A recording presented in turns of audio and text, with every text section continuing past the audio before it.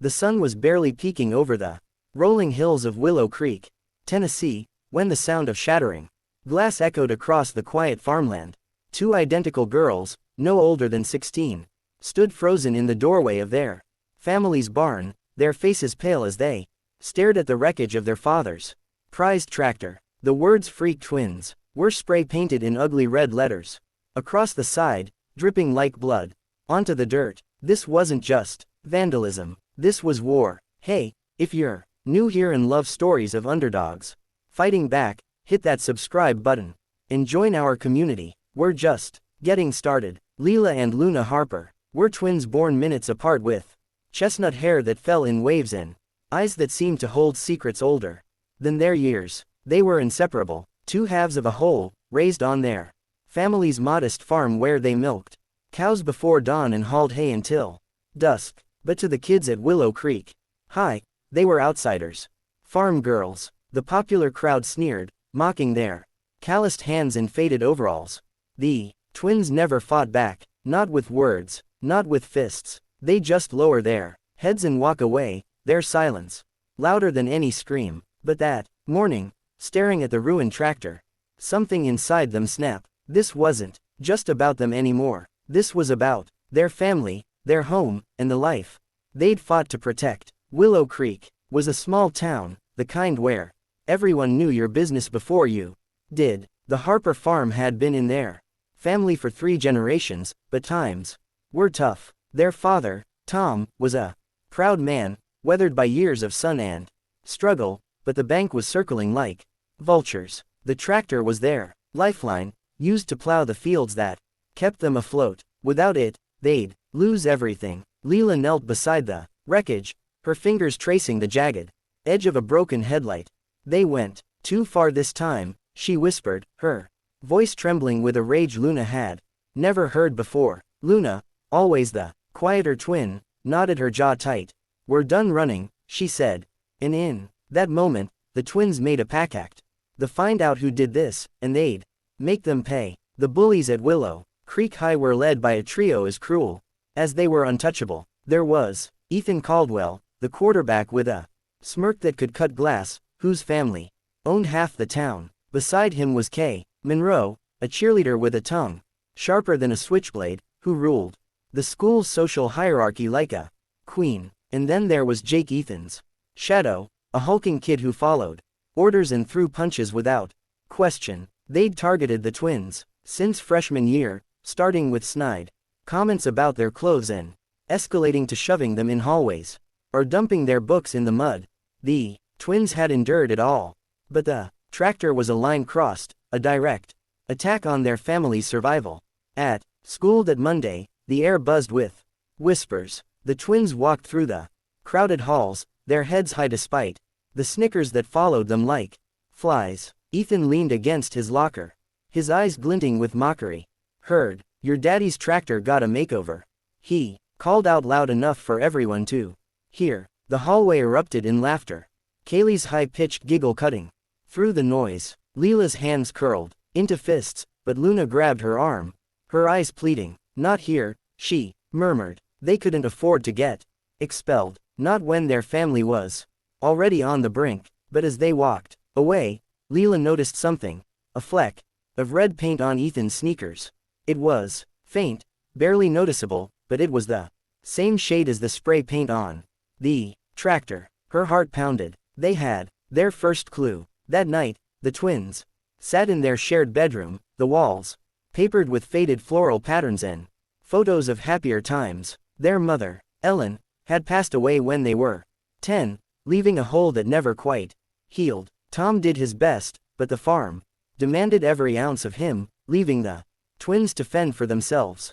They spread out a notebook, scribbling down what they knew. The red paint was a start, but it wasn't enough. They needed proof, and they needed a plan.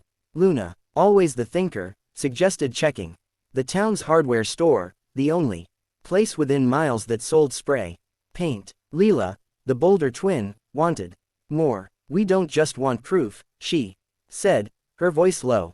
We want them to feel what we felt. Luna hesitated, her brow furrowing. Revenge wasn't their way, but the fire in Leela's eyes was contagious. By midnight, they'd hatched a plan that was as daring as it was dangerous. The next day, the twins skipped their last class and biked to Hank's Hardware, a dusty shop on the edge of town. Old Hank, with his grizzled beard and kind eyes, greeted them warmly. "What are you girls after?" he asked, leaning on the counter. Luna, playing the innocent card, asked if anyone had bought red spray paint recently. Hank scratched his head, then pulled out a ledger. "Let's see. Yep, Laskin went out a few days ago. Kid paid cash, didn't give a name, but he was wearing one of them fancy Letterman jackets." Leela's pulse quickened. Ethan had a Letterman jacket, maroon with a white W for Willow Creek. They thanked Hank and left, their minds racing. The evidence was mounting, but they needed more than a hunch to take down someone like Ethan Caldwell. Back at school, the twins started watching Ethan, Kay, and Jake closely. They noticed patterns: Ethan's cocky swagger, Kaylee's habit of twirling her hair when she lied, Jake's nervous glances whenever Ethan gave an order. The bullies weren't just cruel. They were careless, leaving trails the twins could follow. One afternoon, Leela overheard Kay bragging in the girls' bathroom about a prank that had shut those farm girls up for good. It was all Leela could do not to confront her then and there, but Luna's voice echoed in her head. One need proof. So, they waited, biding their time, their plan taking shape like a storm gathering on the horizon. The twins' plan hinged on the town's annual harvest festival a week away. It was Willow Creek's biggest event, drawing everyone from the mayor to the local drunks. The festival culminated in a talent show broadcast live on the town's public access channel, where Ethan and Kay were set to perform a cheesy duet to cement their golden couple status. It was the perfect stage for the twins to strike. They spent every night in the barn working under the flicker of a lantern. Luna, with her knack for tech, rigged a small projector they'd borrowed from the school's AV club. Leela, with her sharp memory, pieced together every insult, every shove, every moment the bullies had made their lives hell. They weren't just planning revenge, they were crafting a reckoning. As the festival approached, tension at school grew unbearable. The bullies seemed to sense the twins were up to something. Jake cornered Luna in the cafeteria, looming over her like a vulture. "You and your sister better watch yourselves," he growled, his breath hot on her face. Luna didn't flinch. "We're not scared of you," she said, her voice steady. Jake laughed, but there was a flicker of unease in his eyes. He wasn't used to the twins fighting back. That night, Leela found a note slipped into her locker. "Back off or you'll regret it." The handwriting was sloppy, but the threat was clear. Instead of scaring them, it fueled their resolve. The bullies had no idea what was coming. The harvest festival arrived under a sky stray with orange and purple, the air thick with the smell of fried dough and cotton candy. The town square was alive with music, laughter, and the clink of beer bottles. The twins wore their best dresses, hand-me-downs from their mother's closet, simple but elegant. They moved through the crowd like ghosts, unnoticed by the revelers. Ethan and Kay, dressed in matching outfits, were the center of attention, soaking up the adoration. Jake hovered nearby, his eyes scanning the crowd. The twins exchanged a glance. It was time. The talent show began at 8. The stage lit by floodlights that cast long shadows. The twins had signed up for a performance slot, claiming they'd do a poetry reading. No one expected much. After all, they were just the freak twins. When their turn came, Leela stepped onto the stage, her hands steady despite the knot in her stomach. Luna stayed in the wings, her fingers poised over the projector. The crowd murmured, curious but skeptical. Leela cleared her throat and began to speak, her voice clear and strong. "This is a story about justice," she said, "about what happens when you push people too far." Before anyone could react, Luna flipped the switch.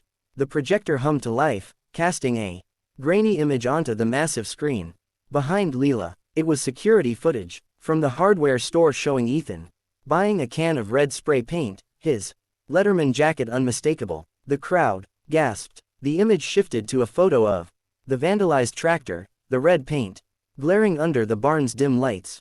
Whispers turned to shouts as people recognized the truth. Ethan's face drained of color. Kaylee's mouth fell open, and Jake looked ready to bolt. But the twins weren't done. Luna stepped forward, her voice joining Leela's. "For years, we've been mocked, pushed, humiliated," she said, her words slicing through the stunned silence. The screen flashed again, this time showing a montage of blurry cell phone videos, clips the twins had secretly recorded over months, showing Ethan shoving Luna into a locker, Kay dumping milk on Leela's lunch tray, Jake spray painting the tractor while Ethan laughed. The crowd's shock turned to outrage. Parents shook their heads.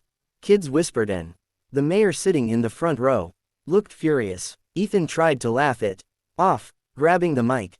"This is fake. They're lying," he shouted, but his voice cracked. The crowd wasn't buying it. Kay tugged at his arm, her face pale, but there was nowhere to hide.